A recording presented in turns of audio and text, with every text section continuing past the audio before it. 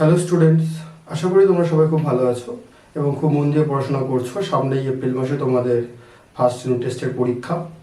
তো তোমরা খুব ভালো করে পড়াশোনা করো, প্রস্তুতি নাও, খুব ভালো করে পরীক্ষা দাও। আজকে আমরা ক্লাস 10-এর যে 8 নম্বর চ্যাপ্টার লম্ববৃত্তাকার চোঙ সেটা নিয়ে আলোচনা করব। এটা তোমাদের প্রথম পরীক্ষার মধ্যেও আছে। প্রথম পরীক্ষা এখান থেকে একটা কোশ্চেন অবশ্যই আসবে। তো লম্ববৃত্তাকার চোঙ চ্যাপ্টার শুরু করার আগে, মানে চ্যাপ্টারের অঙ্কগুলো শুরু করার আগে আমরা চোঙের বেসিক কয়েকটা ধারণা নিয়ে আগে আলোচনা করব। দেখো, এই আমার হাতে আজকে একটা দেখো কাগজ আছে। কাগজটার আকৃতি কেমন? এটা একটা আয়তকার কাগজ। তো আয়তকার কাগজের এই বরাবর আছে দৈর্ঘ্য এবং এই বরাবর আছে প্রস্থ। এই আয়তকার কাগজটাকে যদি আমরা এরকম ভাঁজ করি, ভাঁজ করার পর দেখো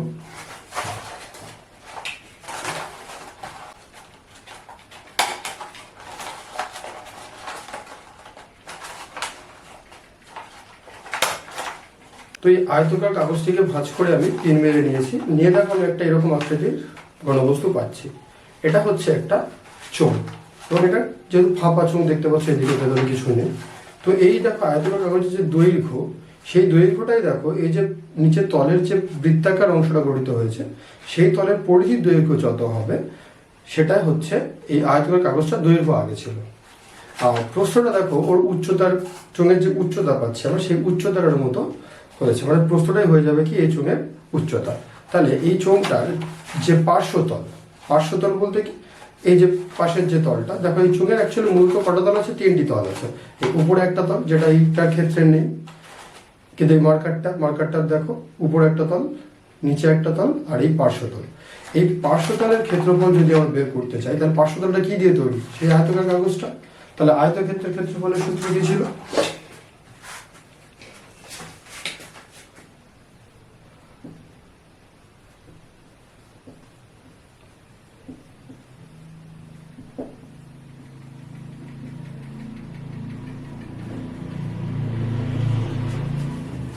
আয়তক্ষেত্রের ক্ষেত্রফলের সূত্র আমরা ছোটবেলায় পড়েছি। আমরা জানি কি দৈর্ঘ্য ইনটু প্রস্থ। এখান থেকে আমরা আয়তক্ষেত্রের ক্ষেত্রফলটা বের করতে পারি। তাহলে এই যে চোঙটা, এই চোঙটা তো আয়তকার কাগজ দিয়ে তৈরি। তাহলে পার্শ্বতল যেটা, পার্শ্বতলটা ওই আয়তকার কাগজের ক্ষেত্রফলের সাথে কি হবে? সমান হবে। তাহলে এই চোঙের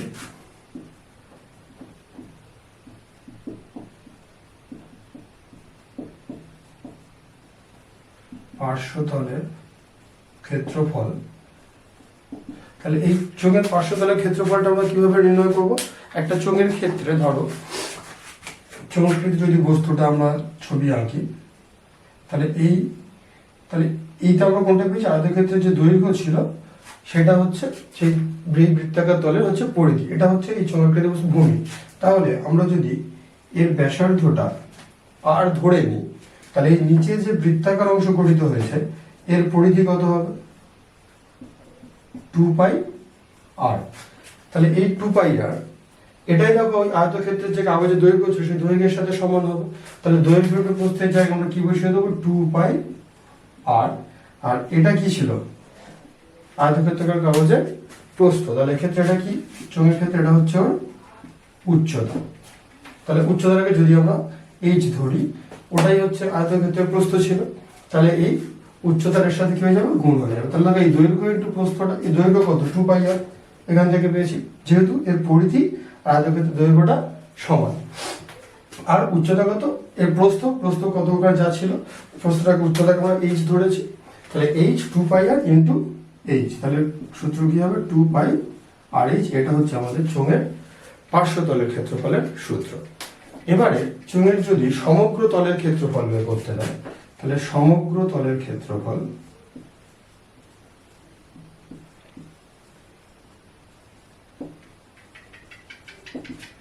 চোঙের সমগ্র তলের ক্ষেত্রফল কি হবে? তাহলে এই যে তলটা পার্শ্বতল, এই পার্শ্বতলের ক্ষেত্রফল আমরা কি পেলাম? 2πrh। এছাড়া চোঙের আর কটা তল আছে? এই উপরের দিকে এইখানটা একটা তল আছে, আর নিচে এই একটা বৃত্তাকার তল আছে। তাহলে এই বৃত্তাকার তল, এটাও বৃত্তাকার তল, এটাও বৃত্তাকার তল, দুটো কি সমান। তাহলে এক্ষেত্রে বৃত্তাকার তলের ক্ষেত্রফলের সূত্র কি? পাই r², যদি ব্যাসার্ধ r, তাহলে দেখো টোটাল ক্ষেত্রফল কি হবে? 2πrh। এখানে একটা পাই আর স্কোয়ার, এখানে একটা পাই আর স্কোয়ার, তাহলে সমগ্র তলের ক্ষেত্রফলের সূত্র কি পাবো? 2 পাই আর এইচ প্লাস 2 পাই আর স্কোয়ার, দুটো পাই আর স্কোয়ার যোগ করলে 2 পাই আর স্কোয়ার। এখান থেকে যদি আমরা 2 পাই আর কমন নিই, তাহলে দেখো এখানে এইচ পড়ে আছে আর এখানে আর পড়ে আছে, তাহলে আমাদের সমগ্র তলের ক্ষেত্রফলের সূত্র কি দাঁড়াবে? 2 পাই আর ইন্টু এইচ প্লাস আর, এটা হচ্ছে আমাদের চোঙের সমগ্র তলের ক্ষেত্রফল। এবারে তোমরা একটা জিনিস খেয়াল করে দেখবে যে তোমাদের চ্যাপ্টারের নাম ছিল লম্ব বৃত্তাকার চোঙ।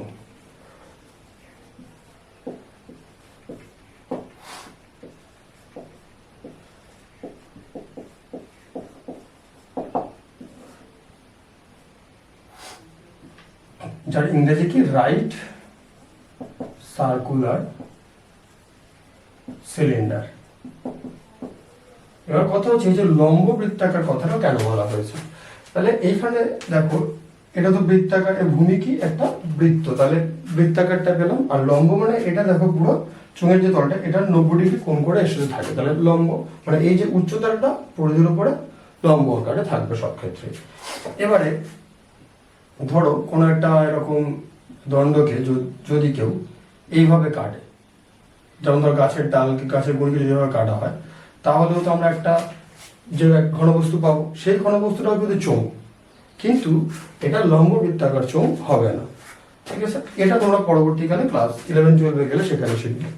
তো আজকে আমরা যেটা আলোচনা শুধুমাত্র লম্ব বৃত্তাকার চোঙগুলো নিয়ে আমরা আলোচনা করবো। সেখানে কি পেয়েছি? চোঙের পার্শ্বতলের ক্ষেত্রফল শিখেছি আমরা, চোঙের সমগ্র তলের ক্ষেত্রফল জেনেছি আমরা। এবারে আমরা জানবো চোঙের আয়তনের সূত্র কি হয়। তাহলে আয়তনের সূত্র যদি হবে, তাহলে যে কোনো ঘনবস্তুর আয়তনের সূত্র কি হয়?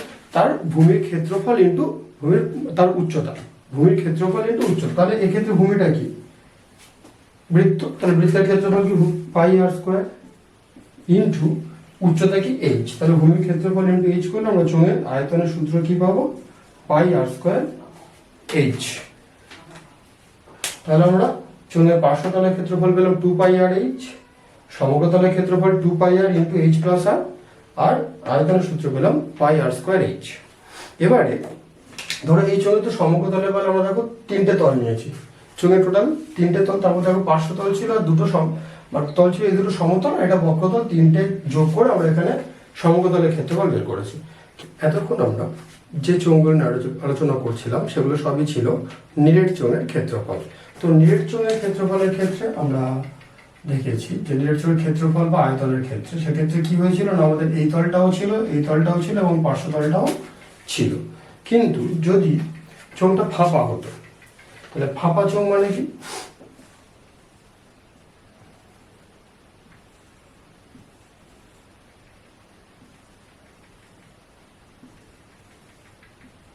যেমন ধরো কোনো পাইপ, যেরকম পাইপ ধরনের জিনিস, তখন তাহলে তার বাইরের একটা আলাদা ব্যাসার্ধ, আবার ভেতরে দেখো একটা ভূমির ক্ষেত্রে আলাদা ব্যাসার্ধ আছে। তাহলে বাইরের এই যে ব্যাসার্ধ, ধরো এখান থেকে এটাকে যদি আমরা R1 ধরি, আর ভেতরের এই যে ব্যাসার্ধ এটাকে যদি আমরা R2 ধরি, তাহলে ফাঁপা চোঙের ক্ষেত্রে তার বক্রতলের ক্ষেত্রফল কত হবে? সেক্ষেত্রে দেখো আমরা বাইরের দিকে একটা বক্রতল পাচ্ছি, আবার এর ভেতরের যে পোর্শনটা এইখানেও দেখো একটা বক্রতলের ক্ষেত্রফল কিন্তু পাবো। তাহলে ফাঁপা চোঙের বাইরের আর ভিতরের যদি মোট বক্রতলের ক্ষেত্রফল বের করতে হয়, তাহলে সেক্ষেত্রে কি হবে? ফাঁপা চোঙের বাইরের ও ভিতরের মোট বক্রতলের ক্ষেত্রফল। তাহলে মোট বক্রতলের ক্ষেত্রফল কি হবে? দেখো বাইরের ব্যাসার্ধটাও কি নিয়েছি? R1, আর আমরা এমনি চোঙের পার্শ্বতলের ক্ষেত্রফল কি পেয়েছিলাম? 2 পাই আর এইচ, মানে ভূমির পরিধি ইন্টু উচ্চতা। তাহলে বাইরের বক্রতলের ক্ষেত্রফল কি হবে? 2 পাই R1 এইচ, আর ভেতরের বক্রতলের ক্ষেত্র কি? আর ব্যাসার্ধ R2 ধরেছি, তাহলে লিখে দিকে 2 পাই R2 এইচ। তাহলে আমরা যদি এখান থেকে 2 পাই এইচ কমন নিই, তাহলে দেখো R1 প্লাস R2 এটা পড়ে থাকবে। এটা হবে কি? ফাঁপা চোঙের ক্ষেত্রে বাইরের ও ভিতরের মোট বক্রতলের ক্ষেত্রফল। তাহলে বাইরেরটা আমরা আলাদা করে R1 ধরেছিলাম, R2 ধরেছিলাম, তাহলে সেখান থেকে পেয়েছিলাম 2 পাই R1 এইচ, আর ভেতরটা R2, তাহলে সেখান থেকে পেয়েছি 2 পাই R2 এইচ। তাহলে বাইরের তল মানে এই পুরো তলটা এবং ভেতরের এই পুরো তলটা, এই দুটোর ক্ষেত্রফলের যোগফল হবে কত, 2πh into r1 plus r2। এবার যদি এর আমাদের সমগ্রতলের ক্ষেত্রফল বের করতে দেয়, মানে বাইরে এবং ভিতরে, সেক্ষেত্রে সমগ্রতলের ক্ষেত্রফল বের করতে দিলে দেখো এই যে তলটা আছে, এই তলের ক্ষেত্রফল কত হবে, এটা যা হবে এটা সেম হবে, তাহলে ওই তলটার ক্ষেত্রফল আমাদেরকে কিন্তু বের করতে হবে। সমগ্রতলের ক্ষেত্রফলের সঙ্গে এই তাহলে পার্শ্বতলের ক্ষেত্রফল এটা যেটা আছে এটা তো থাকছেই, তার সাথে এই তলটা কি হয়ে যাবে, অ্যাড হয়ে যাবে। তাহলে এর ক্ষেত্রফল কত হবে, দেখো বাইরের বৃত্তের ক্ষেত্রফলের সূত্র কি হবে, পাই r1 স্কয়ার, কিন্তু বৃত্তের ক্ষেত্রফলের সূত্র কি, পাই r স্কয়ার, তাহলে বাইরের ব্যাসার্ধ r1, তাহলে পাই r1 স্কয়ার। আর ভেতরের বৃত্তের ক্ষেত্রফল কত হবে, পাই r2 স্কয়ার। এই দুটো থেকে দেখো বাইরের এই ক্ষেত্রফলটা থেকে যদি আমরা ভেতরের বৃত্তের এই যে ক্ষেত্রফলটা, এটাকে যদি আমরা বাদ দিই, তাহলে শুধু এই লাল কালারের অংশটা পড়ে থাকছে, তাহলে এটা হয়ে যাবে আমাদের এই যে বৃত্তাকার যে অংশ দেখা যাচ্ছে চাকতি, এটার ক্ষেত্রফল। তাহলে এইটুকুটা হবে এই লাল অংশটার ক্ষেত্রফল। এবারে উপরে একটা তল আছে, নিচে একটা তল আছে, তাহলে সাথে আমরা কি করে দেবো, একটা 2 গুণ করে দেবো। তাহলে ফাঁপা চোখের বাইরে ভিতরে মোট বক্রতলের ক্ষেত্রফল এটা হয়েছিল। যদি সমগ্রতলের ক্ষেত্রফল হয় তাহলে এখানে লিখবো কি আমরা, সমগ্রতলের ক্ষেত্রফল।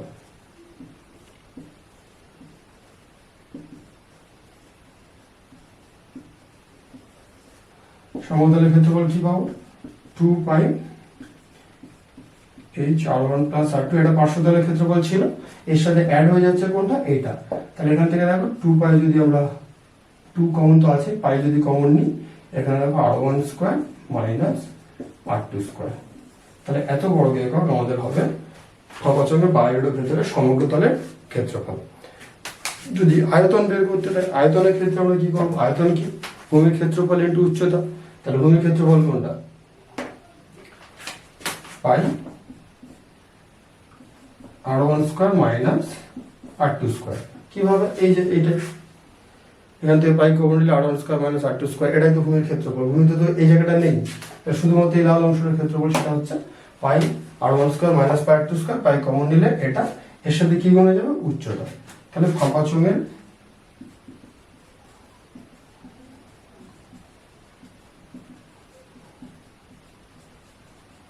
আয়তনের সূত্র কি হবে, পাই r1 square minus r2 square into h, এটা হয়ে যাবে আমাদের ফাঁপা চোঙের আয়তনের সূত্র।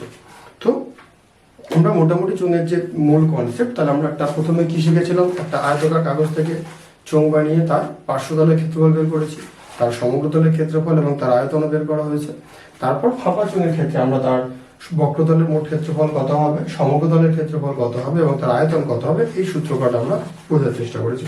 তো পরিমিতির ক্ষেত্রে এই সূত্রগুলো মুখস্থ করা, এই সূত্রগুলো কিভাবে এসছে সেটা বোঝাটা কিন্তু বেশি গুরুত্বপূর্ণ। তাহলেই তোমরা অঙ্কগুলো বুঝে করতে পারবে। শুধু সূত্র মুখস্থ করে সূত্রে ফেললে কিছু ক্ষেত্রে আমাদের অঙ্ক কিন্তু আটকে যাবে। তো অঙ্কের ক্ষেত্রে তোমরা চেষ্টা করবে কনসেপ্ট বুঝে সবসময় কাজ করার জন্য। তো এবার আমরা কোষে দেখিতে যে অঙ্কগুলো ছিল তার বেশ কয়েকটা ইম্পর্টেন্ট অঙ্কগুলো নিয়ে আমরা আজকে আলোচনা করব।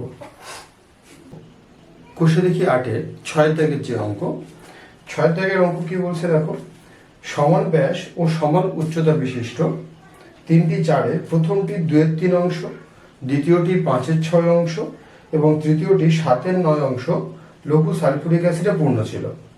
তারা তিনটে সমান মাপের আলাদা আলাদা জার আছে, প্রত্যেকটা কিছু কিছু অংশ করে সালফিউরিক অ্যাসিডে ভর্তি আছে। এই তিনটি জারের অ্যাসিড যদি 2.1 ডেসিমিটার দৈর্ঘ্যের ব্যাসের একটি জারে রাখা হয়, তাহলে জারে অ্যাসিডের উচ্চতা হয় 4.1 ডেসিমি।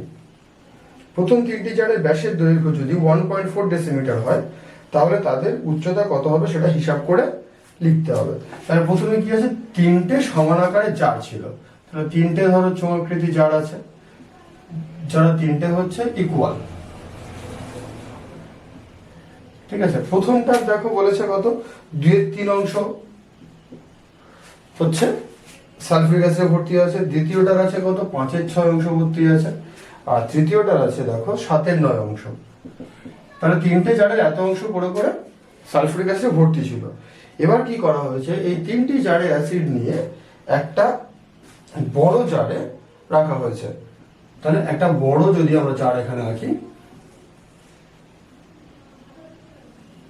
তাহলে তিনটি জারের অ্যাসিডকে আমরা কি করা হয়েছে, এই বড় জারটাতে রাখা হলো। হতে বলছে দেখো বড় জারের কি বলা আছে, বড় জার তিনটি জার 2.1 ডেসিমিটার দৈর্ঘ্যের ব্যাসের একটি জারে রাখা হয়। তাহলে এর ব্যাসটা কত, 2.1 ডেসিমি। এটা হচ্ছে বড় জারের ব্যাস, ঠিক আছে। আর বলছে জারে অ্যাসিডের উচ্চতা হয় 4.1 ডেসিমিটার, মানে এর যত অ্যাসিড ছিল সবগুলো যদি ঢালি তাহলে ধরুক এতটা অ্যাসিড আমাদের ভর্তি হয়েছে। তাহলে এই উচ্চতাটা কত বলা আছে, উচ্চতা বলা আছে 4.1 ডেসিমিটার। তাহলে আমাদের বের করতে হবে এদের ব্যাসগুলো কত হয়, এদের ব্যাসের দৈর্ঘ্য বলে দেওয়া আছে 1.4 ডেসিমিটার, আর এদের হচ্ছে উচ্চতা কত হবে সেটা হিসাব করি। তাহলে এর ব্যাস কত বলা আছে 1.4 ডেসিমিটার। তাহলে আমরা কি করবো দেখো, তাহলে তিনটি জারের যে অ্যাসিড গুলো ছিল সেই সবগুলোকে একটা জারে ঢালা হয়েছে। তাহলে এই তিনটি জারে অ্যাসিডের যা মোট আয়তন, এইটুকুনি অ্যাসিডের আয়তন কি হবে, তাই হবে। তাহলে আমরা আগে এই বড় জারটিতে টোটাল কত পরিমাণ অ্যাসিড আছে সেটা আমরা আগে বের করে নেবো। তাহলে দেখো বড় জারের ব্যাস বলে দেওয়া আছে, তাহলে আমরা ওখান থেকে কি পাবো, ব্যাসার্ধ পাবো। তাহলে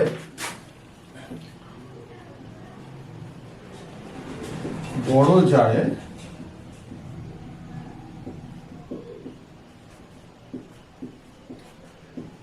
ব্যাসার্ধ কত হবে দেখো, ব্যাস কত বলা আছে 2.1 ডেসিমিটার। তাহলে তাকে 2 দিয়ে ভাগ করলে আমরা যা পাবো সেটাই হচ্ছে আমাদের ব্যাসার্ধ। তাহলে এখান থেকে আমরা লিখতে পারি 21/20, পয়েন্ট তুলে দিয়ে নিচে একটা 0 নিলাম। এত ডেসিমিটার হচ্ছে বড় জারটির ব্যাসার্ধ। সালফিউরিক অ্যাসিডের উচ্চতা কত ছিল এখানে, 4.1 ডেসিমিটার। তাহলে বড় জারের ব্যাস দেখো বলা আছে 2.1 ডেসিমিটার। তাহলে আমরা কি করব, বড় জারের ব্যাসার্ধ বের করব। তাহলে বড় জারের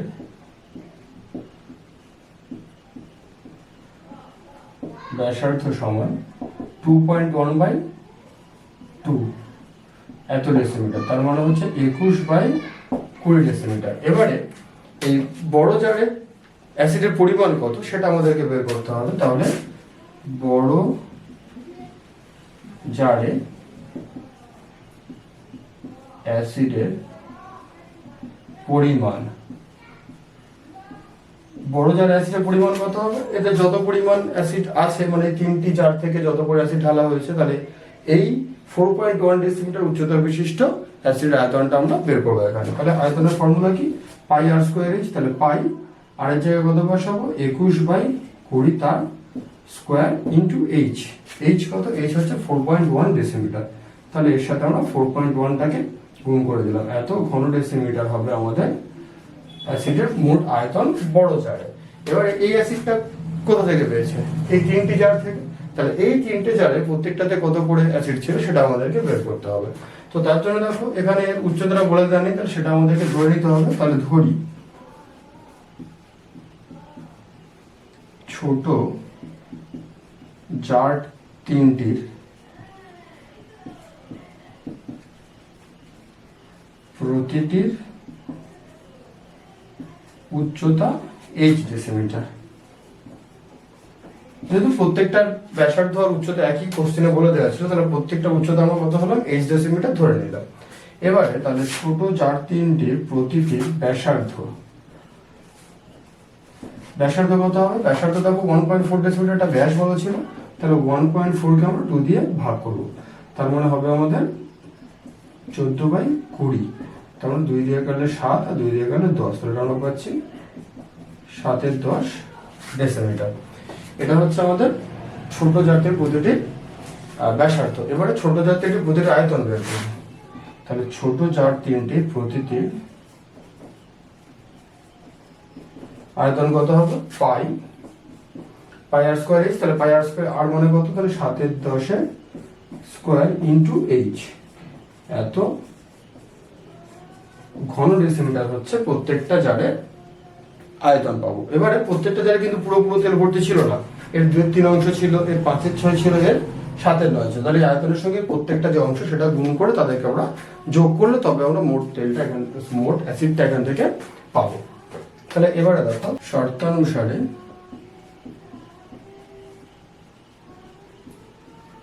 প্রথম জারে অ্যাসিড কত ছিল, প্রথম জারে ছিল দেখো 2/3 অংশ, কার 2/3 এই আয়তনের 2/3, তাহলে এর সাথে 2/3 গুণ হবে, তাহলে 2/3 গুণিতক পাই ইন্টু 7/10 h প্লাস দ্বিতীয় জায়গাটা কত ছিল 5/6, তাহলে 5/6 কার একই আয়তনে, তাহলে এটা কি হবে পাই 7/10 ইন্টু h প্লাস তৃতীয় জায়গাটিতে অ্যাসিড কত ছিল 7/9, তাহলে 7/9 ইন্টু পাই 7/10 h।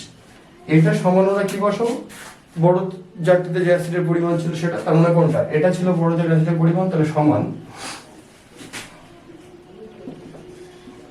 Pi into 21/20² into 4.1।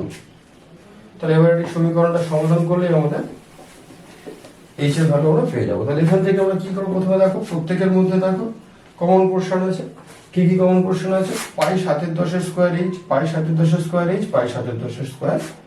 তাহলে আমরা পাই 7/10 h এই পোর্শনটাকে আমরা কমন নেব। কমন নিলে এর কত পড়ে থাকবে 2/3, এর কত পড়ে আছে 5/6, আর এর পড়ে আছে 7/9। আর এদিকে দেখো পাই 21/20 স্কোয়ার আছে, তাহলে এটাকে আমরা কি করবো 21/20 ইন্টু 21/20, এটাকে দুবার লিখলাম, যেহেতু স্কোয়ার আছে তাহলে স্কোয়ারটাকে দুবার গুণ করলাম। এবারে 4.1 মানে কত 41/10। তাহলে এটা করো, এবার দেখো এখান থেকে তাহলে আমরা কি পাবো, এই পুরো পোর্শনটা ওদিকে গেলে ভাগ হবে, মানে অ্যাকচুয়ালি এইটা দিয়ে সবাইকে যদি আমরা ভাগ করি তাহলে দেখো ওদিকে ভাগ হয়ে যাবে, এইচটাও থাকবে, আর এই যোগটাকে আমাদের করতে হবে। আচ্ছা এবারে দেখো তাহলে আমরা কি করবো, এরপরে যা আছে যেমন পাই 7/10 h, এটা যদি আমরা যোগ করি তাহলে প্রথম নিচে 3টে লসাগু করবো, তাহলে লসাগু কত হবে 18, 3 6 9 লসাগু হচ্ছে 18, তাহলে 18কে 3 দিয়ে ভাগ করলে 6, 6 দুগুণে 12, 18কে 6 দিয়ে ভাগ করলে 3, 3 ইন্টু 5 করলে 15, 9 দিয়ে ভাগ করলে 9 দুগুণে 18, 7 2 14। এটা সমান কত হচ্ছে তাহলে পাই ইন্টু 21/20 ইন্টু 21/20 ইন্টু 41/10। তাহলে এখান থেকে কি পাচ্ছি পাই ইন্টু 7/10 7/10 আমরা দুটো 7/10 লিখে দিচ্ছি, তাহলে 7/10 ইন্টু 7/10 ইন্টু h ইন্টু এই তিনটে যোগ করলে কত হবে 14/29/41, তাহলে 41/18। এদিকে কত আছে পাই ইন্টু 21/20 ইন্টু 21/20 ইন্টু 41/10। তাহলে এখান থেকে এইচ সমান আমরা কি লিখবো, প্রথম এই পাশেরটা পুরো লিখে ফেলছি, পাই ইন্টু 21/20 ইন্টু 21/20 ইন্টু 41/10। আর এদিকে গুলো কি হবে, পাইটা এদিকে গেলে কি হয়ে যাবে 1/পাই, মানে অ্যাকচুয়ালি বোথ সাইডে পাই দিয়ে ভাগ করা, তো আমরা কি করবো এটা ওদিকে পাঠাবো, তাহলে পাইটা হয়ে যাবে 1/পাই। তাহলে সিমিলারলি 7/10 এদিকে এলে হয়ে যাবে 10/7, এটাও আরেকটা 10/7, আর 41/18 পরে গেলে হয়ে যাবে 18/41। এবারে দেখো তাহলে পাই পাই ক্যান্সেল হচ্ছে, পাইয়ের ভ্যালু 22/7, তাহলে 22/7 22/7 এটা কেটে যেত উপর নিচে। আর কি কি কাটছে দেখো 41 ইন্টু 41 এটা কাটছে, 10 10 এটা কাটলাম, আর হচ্ছে 10 দিয়ে যদি আমরা 20কে কাটি এখানে পাচ্ছি 2, 2 দিয়ে আমরা 18কে কাটলে পাচ্ছি 9, আর 7 দিয়ে দেখো 21কে কাটলে পড়ে আছে 3, এই 7 দিয়ে 21কে কাটলে পড়ে আছে 3।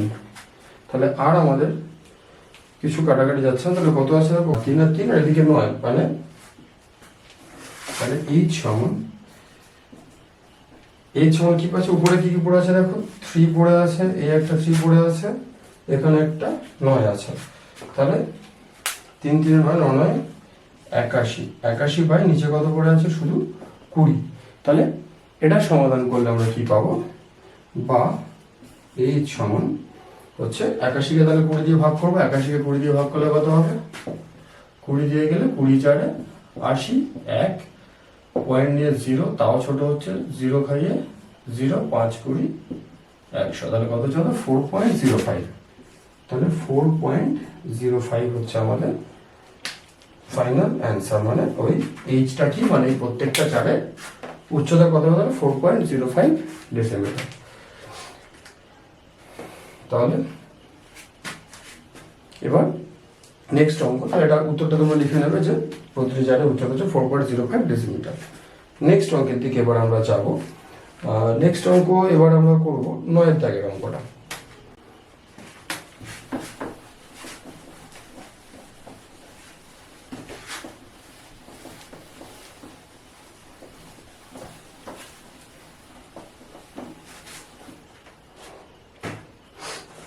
নয় থেকে কোশ্চেনটা কি বলছে দেখো, যে 7 সেমি ব্যাসের একটি লম্বা গ্যাস জারে কিছু জল আছে।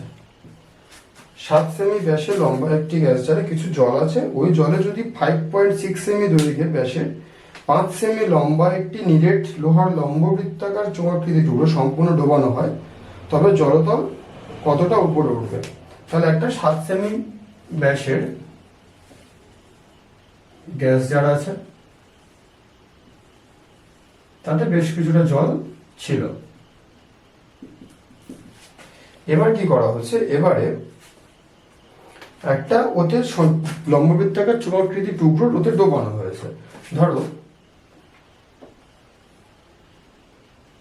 এখানে আরেকটা আমি চোঙাকৃতি টুকরো ডোবালাম, তাহলে ডোবালে কি হবে? এখানে জলতলের উচ্চতাটা বৃদ্ধি পাবে। তাহলে উচ্চতা ধরো এই ছিল, এখান থেকে ধরো বেড়ে এতটা হলো, তাহলে এইটুকু জলতলের উচ্চতা কি হয়েছে? বৃদ্ধি পেয়েছে। এবারে তাহলে কি কি বলা আছে এবার ভালো করে দেখো। তাহলে গ্যাস জারটির ব্যাস বলে দেওয়া ছিল 7 সেমি, তাহলে এখান থেকে এই টোটালটা বলে দেওয়া আছে আমাদের 7 সেমি হচ্ছে ব্যাস। আর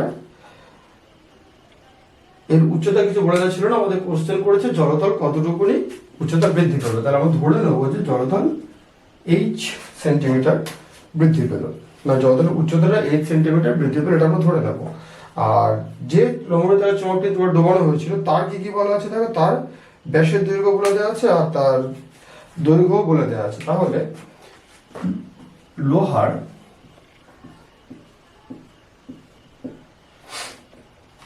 লম্ববৃত্তাকার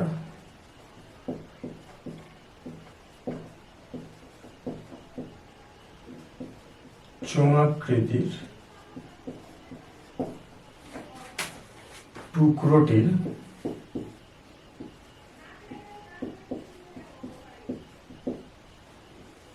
ব্যাসার্ধ কত হবে দেখো, ওর ব্যাস বলে দেওয়া ছিল কত? 5.6 সেমি দৈর্ঘ্যের ব্যাস, তাহলে ব্যাসার্ধ হবে 5.6/2 সেমি, তার মানে এটা কাটাকাটি 2.8 সেমি। এটা ছিল আমাদের ওর ব্যাসার্ধ। তারপর আয়তনটা আমরা বের করে নেবো। তাহলে টুকরোটির আয়তন,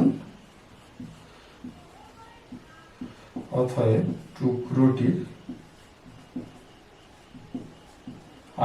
আয়তনের ফর্মুলা পাই আর স্কোয়ার এইচ। তাহলে পাই আর স্কোয়ার এইচ, তাহলে আর কত? 2.8, এটার স্কোয়ার ইন্টু এইচ।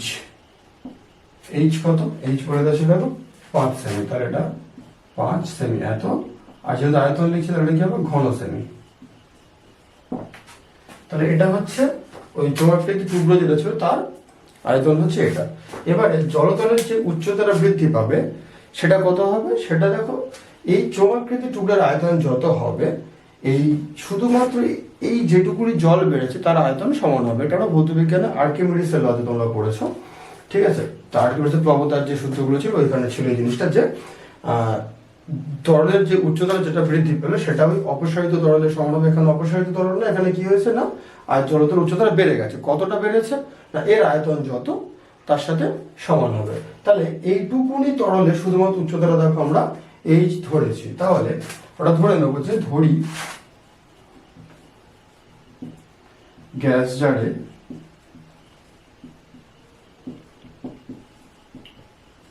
জলতলের উচ্চতা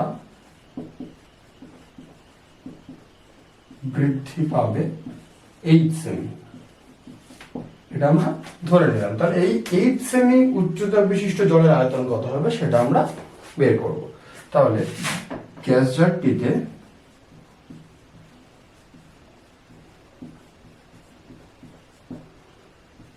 সেমি উচ্চতা বিশিষ্ট জলের আয়তন কত হবে? তাহলে পাই আর স্কোয়ার এইচ, তাহলে পাই আর স্কোয়ার আর কত, তাহলে গ্যাস জারের ব্যাসার্ধ কত? গ্যাস জারের ব্যাস দেখো বলা ছিল 7 সেন্টিমিটার, তাহলে ব্যাস থেকে ব্যাসার্ধ করতে গেলে কি হবে? 7 কে 2 দিয়ে ভাগ করবো, তাহলে পাই 7/2 স্কোয়ার ইন্টু এইচ, এত ঘন সেমি। এটা হচ্ছে গ্যাস জারটিতে জলের যে আয়তন যেটা বৃদ্ধি পেয়েছে সেটা এটা হলো। এবারে এই দুটো আয়তন তাহলে সমান, কারণ এটা হচ্ছে এই টুকরোটির আয়তন আর এটা হচ্ছে জলের বৃদ্ধি যেটা হয়েছে উচ্চতা সেটার আয়তন। তাহলে এই দুটো আয়তন কি হবে? আমাদের ইকুয়াল হবে। তাহলে শর্তানুসারে আমরা কি করবো? এটা সমান এটা বসাবো। তাহলে শর্তানুসারে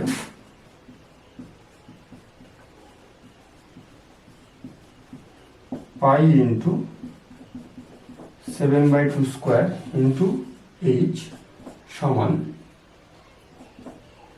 পাই ইন্টু 2.8 স্কোয়ার ইন্টু 5, বা এখান থেকে কি লিখতে পারি আমরা? পাই ইন্টু 7/2 স্কোয়ার ছিল, তাহলে এটা লিখবো 7/2 ইন্টু 7/2 ইন্টু এইচ, আর এদিকেও পাই ইন্টু 2.8 মানে 28/10, এটা স্কোয়ার আছে তাহলে 28/10টা আমরা দুবার লিখলাম ইন্টু 5। তাহলে এবার এখান থেকে কার ভ্যালু বের করবো? এইচ এর। তাহলে pi into 28/10 into 28/10 into 5 into, তাহলে এগুলো ওপাশে গেলে কি হবে? উল্টে যাবে, তাহলে পাই ওপারে গেলে হয়ে যাবে 1/পাই, 7/2 এপারে এলে 2/7 আর একটা 2/7। এবার দেখো তাহলে পাই পাই এখান থেকে আমাদের ক্যান্সেল হচ্ছে। আচ্ছা, আর কি ক্যান্সেল হচ্ছে দেখো? 7 দিয়ে 28 কে কাটলে 4 7 28, এই 7 দিয়ে 28 কে কাটলে 4 7 28, 2 দিয়ে 10 কে কাটলে 5 5 5 ক্যান্সেল। আর তাহলে এবার দেখো তাহলে এই সমান কত হচ্ছে? 4 4 16, 16 2 32 বাই নিচে কত আছে? নিচে আছে 10, তাহলে 10টা আমরা লিখলাম। এখান থেকে আমরা কি করতে পারি? বা এইচ সমান 3.2, তাহলে জলতলের উচ্চতা কত বৃদ্ধি পাবে? জলতলের উচ্চতা বৃদ্ধি পাবে 3.2 সেমি। ঠিক আছে, অঙ্কটা বোঝা গেছে। এটা কিন্তু খুব গুরুত্বপূর্ণ অঙ্ক, তোমাদের প্রথম পরীক্ষাতেও আসতে পারে, ইভেন মাধ্যমিকেও পড়তে পারে। এবার নেক্সট 11 দাগের অঙ্ক।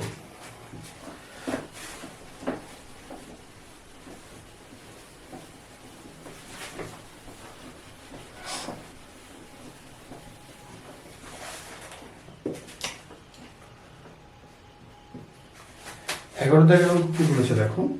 9 মিটার উচ্চতা বিশিষ্ট একটি লম্ববৃত্তাকার চোঙাকৃতির ট্যাঙ্ক জলপূর্ণ আছে।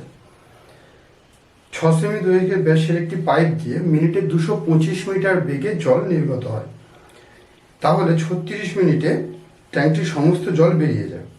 ট্যাঙ্কটির ব্যাসের দৈর্ঘ্য কত? তাহলে একটা ট্যাঙ্ক, তার হাইটটা বলে দেওয়া আছে এবং বলেছে যে সেই ট্যাঙ্ক থেকে একটা পাইপ দিয়ে জল বের করা হচ্ছে এবং 225 মিটার বেগে জল বেরোচ্ছে। এরকমভাবে বেরোলে 36 মিনিটে ট্যাঙ্কটির সমস্ত জল বেরিয়ে যায়। তাহলে ট্যাঙ্কটির ব্যাসের দৈর্ঘ্য কত সেটা আমরা বের করব। তাহলে প্রথমে আমরা ধরে দেবো ট্যাঙ্কটির ব্যাসার্ধের দৈর্ঘ্য। তাহলে ধরি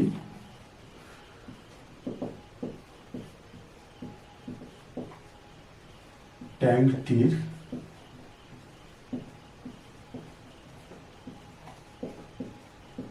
ব্যাসার্ধের দৈর্ঘ্য আর মিটার।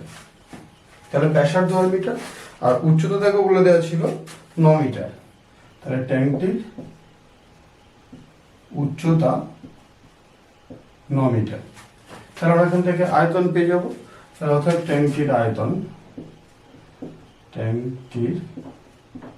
আয়তনের ফর্মুলা কি? পাই আর স্কোয়ার এইচ। তাহলে পাই আর স্কোয়ার এইচ এর জায়গায় কত? 9, এত ঘন মিটার। তাহলে হচ্ছে 9 পাই আর স্কোয়ার ঘন মিটার। এটা পেলাম ট্যাঙ্কের আয়তন। এবারে পাইপ দিয়ে কি বলেছিল দেখো? 6 সেমি দৈর্ঘ্যের ব্যাসের একটি পাইপ দিয়ে মিনিটে 225 মিটার বেগে জল নির্গত হয়। তাহলে পাইপটির ব্যাস বলে দেওয়া ছিল, তাহলে আমরা লিখব পাইপটির ব্যাসার্ধ।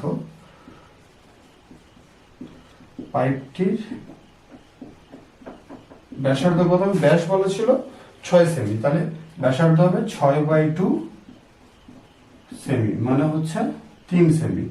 এবারে দেখো এটা যেহেতু আমরা মিটার এককে করেছিলাম, এটা মিটার, এটা কোনো মিটার, তাহলে এটাকেও মিটার নিয়ে যেতে গেলে তাহলে কত হবে, সেন্টিমিটার থেকে মিটার নিয়ে যেতে গেলে 100 দিয়ে ভাগ করব, তাহলে 3/100 সেমি। এটা হচ্ছে পাইপটি ব্যাসার্ধ। এবারে পাইপ থেকে 1 মিনিটে কত জল নির্গত হয় সেটা আমাদেরকে বের করতে হবে। তাহলে পাইপটির দ্বারা পাইপটি দিয়ে 1 মিনিটে নির্গত জলের পরিমাণ, তাহলে এখানে কেউ পাই আর স্কোয়ার দিচ্ছি, তাহলে পাই আর স্কোয়ার মানে এখানে ব্যাসার্ধ 3/100, তাহলে 3/100 স্কোয়ার ইন্টু এইচ কত, এইচ সেটাই বসবে 1 মিনিটে ঠিক যত মিটার বেগে জল বের হয় বলেছে, এখানে 225 মিটার বেগে, তাহলে এর সঙ্গে আমরা কি করবো 225 গুণ করে দেবো, তাহলে এত ঘনমিটার জল 1 মিনিটে নির্গত হয়। এবারে বলেছিল দেখো 36 মিনিটে সমস্ত জল নির্গত হয়ে যায়, তাহলে 1 মিনিটে তো এত জল নির্গত হয়, 36 মিনিটে কত হবে, তাহলে পাইপটি দিয়ে 36 মিনিটে নির্গত জলের পরিমাণ এর সঙ্গে 36 গুণ হয়ে যাবে, মানে 36 পাই, আর এটা হচ্ছে 3/100 স্কোয়ার, মানে 3/100 ইন্টু 225 ঘনমিটার। এবারে দেখো তাহলে 36 মিনিটে মোট আমাদের এত জল নির্গত হয়ে যায়, সেটা আমরা বের করলাম, এবং ট্যাঙ্কটির আয়তন ছিল এত, মানে ট্যাঙ্কটিতে এত জল ধরে এবং 36 মিনিটে সমস্ত জল নির্গত হয়ে যায়, তাহলে এই দুটো আয়তনের পরিমাণ কি হবে, সমান হবে। তাহলে শর্ত অনুসারে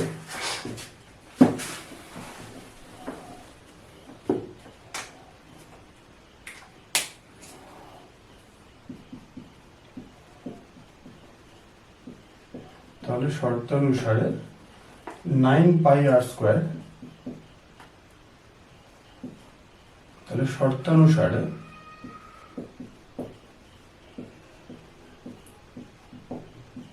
9πr স্কোয়ার সমান কি পাচ্ছি আমরা, 36 পাই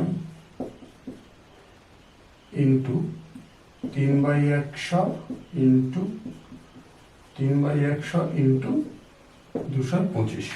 এবার এই সমীকরণটা সমাধান করলে আমাদের ব্যাসার্ধ পেয়ে যাব।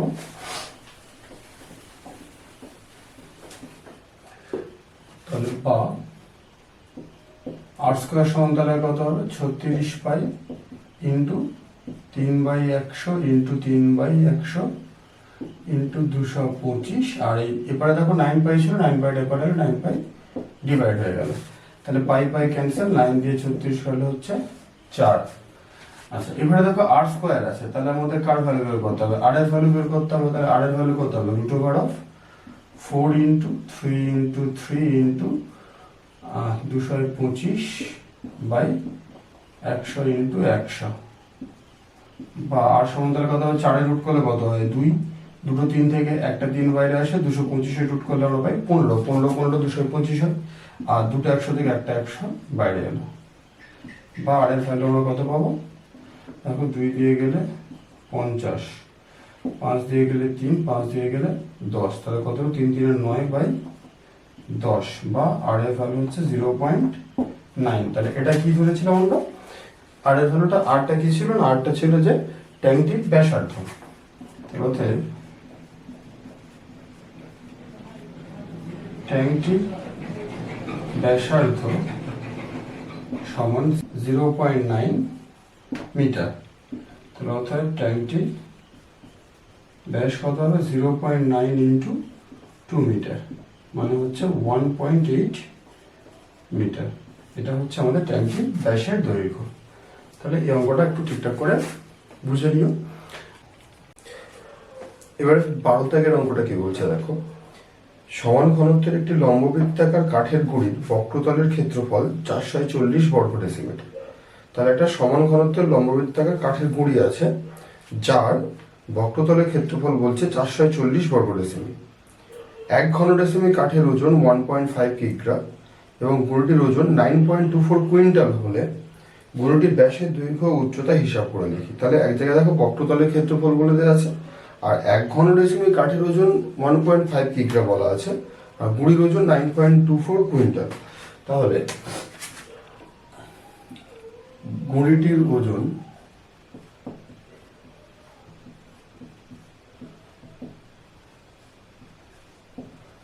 সমান কত বলা আছে? 9.24 কুইন্টাল। যেহেতু দেখো এখানে 1.5 কিগ্রা কাঠে 1 ঘন কাঠের ওজন বলা ছিল, তাহলে এই এককটাকে আমরা কিগ্রাতে নিয়ে যাব। তাহলে 9.24 কুইন্টালের সঙ্গে 1 কুইন্টাল মানে হচ্ছে 100 কিগ্রা, তাহলে এর সাথে আমরা 100 গুণ করলে সেটা পাবো আমরা কিলোগ্রাম এককে। তাহলে এটা হয়ে যাবে কত? 924 কিগ্রা। তাহলে গুঁড়োটির ওজন পেলাম আমরা 924 কিগ্রা। এবার এটা কত ঘন ডেসিমি কাঠের ওজন? দেখো 1 ঘন ডেসিমি কাঠের ওজন 1.5 কিগ্রা, তাহলে 1.5 কিগ্রা কাঠের ওজন হয় 1 ঘন ডেসিমি কাঠের। তাহলে 924কে কি করতে হবে? 1.5 দিয়ে ভাগ করবো এখানে। অর্থাৎ গুঁড়োটির আয়তন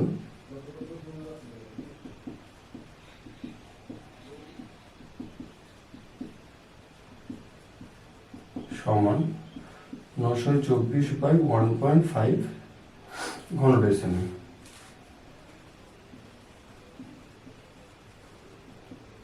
তাহলে এটা কত হচ্ছে? 9240/15। নিচে 1 ঘর আগে পয়েন্ট ছিল, সেটা উপর একটা 0 দিয়ে নিলাম। এবার দেখো 15 দিয়ে কাটলে 6 15 90 2 24, 15 একে 15, 9 90, 6 15 90, 6 6 16 ঘন ডেসিমি। আমাদের বের করতে হবে কি? ব্যাসের দৈর্ঘ্য উচ্চতা। তাহলে আমরা আগে কি করবো? ব্যাসার্ধর উচ্চতাটা ধরে নেবো।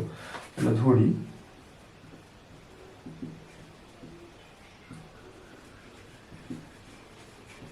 ঘুড়িটির ব্যাসার্ধের দৈর্ঘ্য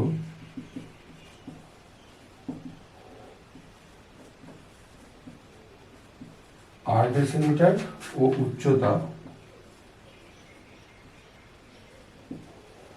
h ডেসিমিটার। তাহলে এখান থেকে আমরা আয়তন বের করতে পারি। তাহলে আয়তন সমান কত? পাই r স্কয়ার h ঘন ডেসিমিটার। আর ও বক্রতলের ক্ষেত্রফল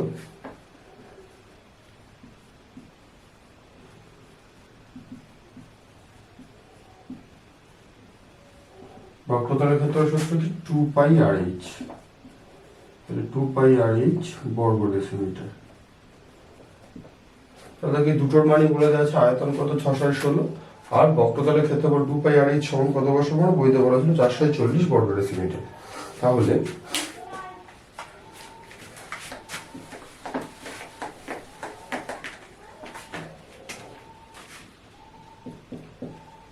পাই r স্কয়ার h সমান 6 6 16। এটাকে আমি 1 নম্বর সমীকরণ ধরলাম।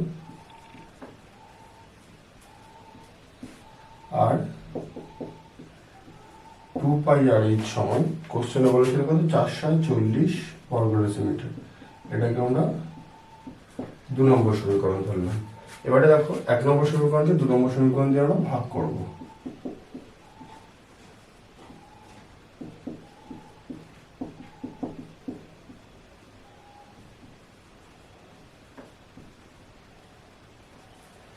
এক নম্বর সমীকরণকে 2 নম্বর সমীকরণ দ্বারা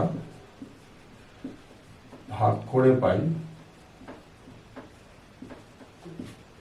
ভাগ করে লিখে পাই r square h by 2πRh সমান, এদিকে দেখো 6 6 16 আর নিচে 440।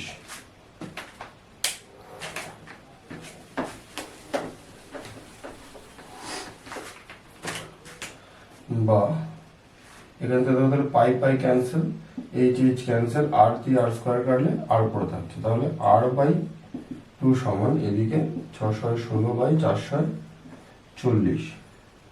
তাহলে r ইকুয়ালস টু কত হবে? 6 6 16, এই দুইটা ভাগ ছিল বসে গেলে গুণ বাই 440। তাহলে 2 দিয়ে কাটলে দেখো 220, 11 দিয়ে কাটলে 11 দিয়ে 22 0, 11 দিয়ে কাটলে 5 11 55, 6 66, 6 11 66। এবার 2 দিয়ে কাটলে হচ্ছে 10, 2 দিয়ে কাটলে হচ্ছে 28। তাহলে r সমান কত পেলাম? 28/10, বা r সমান লিখতে পারি 2.8। তাহলে এটা আমরা ব্যাসার্ধ পেলাম। এবার আমরা কি করব? আর এর মানটা এখানে বসিয়ে দিয়ে দেখো আমরা এইচ এর মান পেয়ে যাবো। তাহলে আর এর মান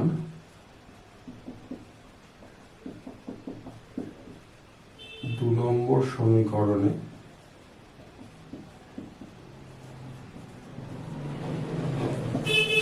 বসিয়ে পাই কত পাবো, 2 পাই মানে কত 22/7, আর এর মান কত পেয়েছি 2.8 ইন্টু এইচ সমান 440, বা তাহলে এইচ ইকুয়ালস টু কত হবে 440, 2টা ওদিকে গেলে 1/2, 22/7 পরে গেলে 7/22, আর 2.8 পরে গেলে 1/2.8, তাহলে এই পয়েন্টটাকে তুলে আমরা একটা জিরো নিয়ে নিলাম। এবারে দেখো 7 দিয়ে 28 কাটলে হচ্ছে 4, 4 দিয়ে এটা কাটলে 110, 22 5-এ 110, 2 দিয়ে কাটলে হচ্ছে 5, তাহলে এই সমান আমরা পেলাম কত 25। তাহলে অতএব ঘড়িটির ব্যাসার্ধ সমান 2.8 ডেসিমিটার, যেটা আমরা আর এর মান পেয়েছিলাম। তাহলে আমাদের বের করতে বলেছে ব্যাস, তাহলে ঘড়িটির ব্যাস কত হবে 2.8 ইন্টু 2 ডেসিমিটার মানে হচ্ছে 5.6 ডেসিমিটার। ঘড়িটির উচ্চতা সমান তাহলে কত, উচ্চতা 25 পেয়েছি, তাহলে 25 ডেসিমিটার। এই হচ্ছে আমাদের 12 দাগের অঙ্ক।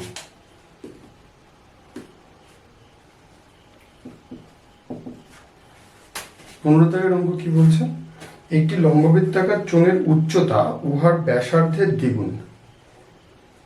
যদি উচ্চতা 6 গুণ হতো তবে চোঙটির আয়তন 539 ঘন ডেসিমিটার বেশি হতো।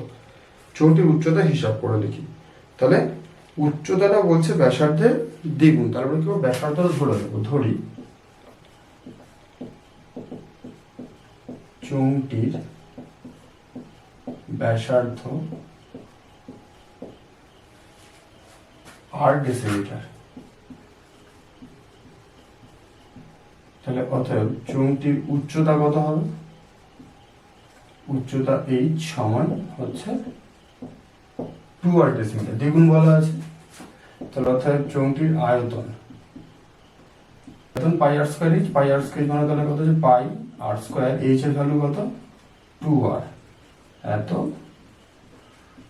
ঘন ডেসিমিটার। তার মানে হচ্ছে দেখো 2 পাই আর স্কয়ার আর আর গুণ করলে হচ্ছে আর কিউব ঘন ডেসিমিটার।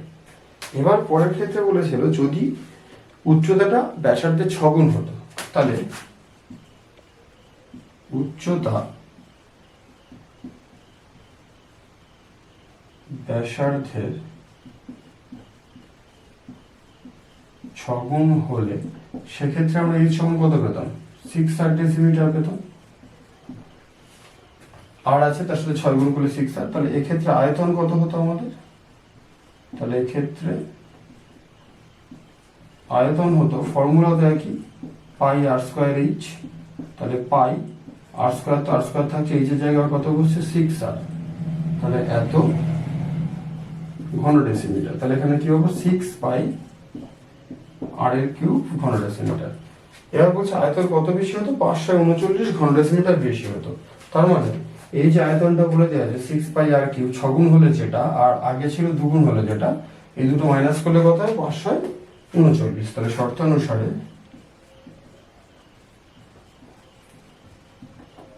6 পাই আর কিউব মাইনাস 2 পাই আর কিউব সমান হচ্ছে 539, বা 6 পাই আর কিউব মাইনাস 2 পাই আর কিউব তাহলে কত হবে 4 পাই আর কিউব সমান 539, বা 4 ইন্টু পাই মানে কত 22/7 ইন্টু আর কিউব সমান হচ্ছে 539, বা আর কিউব সমান কত পাবো 539 ইন্টু 1/4 ইন্টু 22/7 উপরে গেলে কি হবে 7/22। এবার দেখো তাহলে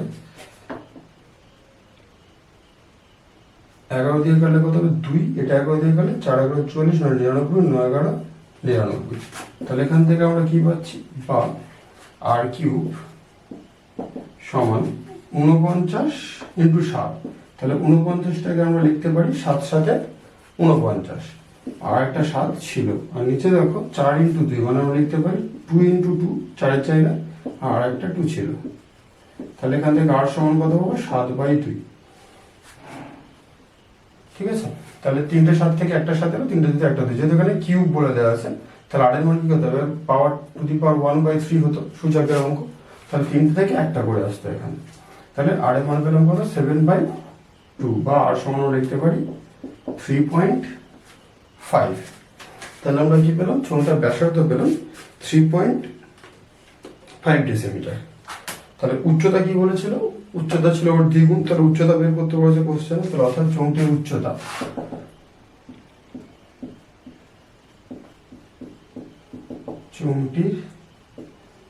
উচ্চতা সমান্তরাল কত পাবো, ওই দ্বিগুণ মানে 3.5 ইন্টু 2 ডেসিমিটার। তার মানে আমরা পাচ্ছি 7 ডেসিমিটার হচ্ছে আমাদের অ্যান্সার। তাহলে চোঙের চ্যাপ্টার থেকে সবচেয়ে গুরুত্বপূর্ণ যে 5টা অঙ্ক, সেই 5টা অঙ্ক তোমাদের আমি আজকে করে দিলাম। আশা করছি এর মধ্যে থেকেই পড়বে। এছাড়াও এই চ্যাপ্টারে কোনো অঙ্ক করতে গিয়ে যদি তোমাদের কোনো সমস্যা থেকে থাকে, সেটা অবশ্যই কমেন্ট বক্সে আমাকে কমেন্ট করে জানাবে, তাহলে আমরা সেটা নিয়ে আবার আলাদা করে ভিডিও করব। ঠিক আছে, আজকে এই পর্যন্তই। এরপর দেখা হচ্ছে ক্লাস 10-এর একটা গুরুত্বপূর্ণ উপপাদ্য 10 নম্বর চ্যাপ্টার। সেই উপপাদ্যটা আমরা নেক্সট দিন বুঝবো এবং তার সম্পর্কে রিলেটেড কয়েকটা প্রয়োগ আমরা করব। ঠিক আছে, আর যদি তোমাদের অঙ্ক ভালো লেগে থাকে বা যদি তোমরা বুঝতে পারো অঙ্কগুলো ঠিকঠাক, তাহলে চ্যানেলটাকে একটু সাবস্ক্রাইব করে দিও, আর অবশ্যই বন্ধুদের সাথে এটা শেয়ার করো। টাটা।